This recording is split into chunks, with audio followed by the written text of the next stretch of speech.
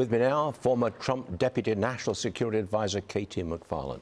You just heard the backwards and the forwards. Will they be there? Won't they be there? I put it to you, the Iranians are doing what they always do, playing for time. Absolutely.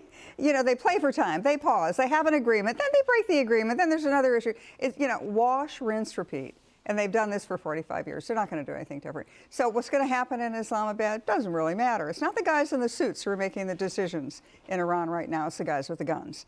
And that's the IRGC. That's the military guys. And President Trump, the one thing he hates, I mean, I've been in the Oval Office with him time after time after time. He cannot stand anybody trying to play him. And nobody is going to make him a fool. Nobody's going to play him for a chump. But the Iranians are trying to play him. They think they've got another Joe Biden. They think they've got another John Kerry or Barack Obama. No, they got Donald Trump.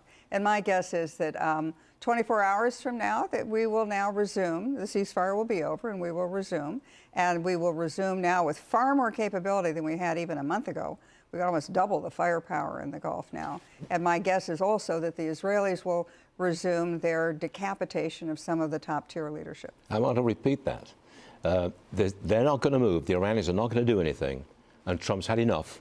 And he will resume the bombing campaign, the aerial campaign. The Israelis will join in and maybe decapitate the Revolutionary Guard. I think that's what will happen. That's a very strong prediction. So finally, the president and the Israelis get back into the action. Yeah, back into the action. They've got to, you know, the Iranian Revolutionary Guard, they may want to just go down, literally go down with the ship. But at what point does somebody in 93 million Iranians say, okay, enough is enough? We have a golden future, we know, with President Trump. He'll lift the sanctions, he'll bring us back into the world economy, America will invest in their energy industry. And now what are they faced with?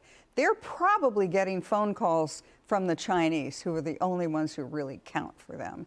And they're getting the phone call saying, look, we don't really care about your nuclear weapons, Iran. What we care about is your oil. So open up the strait and do it now. It's fascinating, but I've got to change the subject. The administration is putting more pressure on Cuba, as you know. Yes. State Department officials met in Havana with those guys. They warned them, look, you've only got a small window to make a deal. They also want they want them to release their political prisoners.